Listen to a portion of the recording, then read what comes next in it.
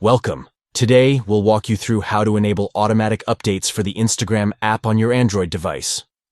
Follow these steps to ensure your Instagram app stays updated seamlessly. To get started, open the Google Play Store app on your Android device. You can easily locate the Play Store icon on your home screen or in the app drawer.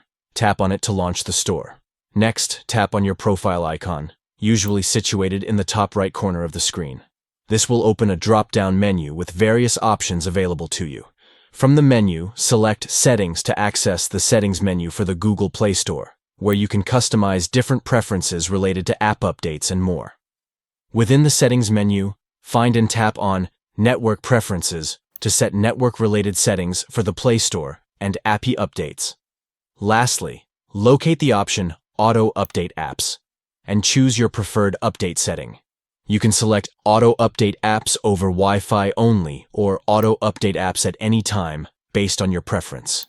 By following these steps, you can enable automatic updates for the Instagram app on your Android device. This ensures that your Instagram app is always up to date with the latest features and improvements. Thank you for watching, and we hope this guide helps you keep your Instagram app updated effortlessly.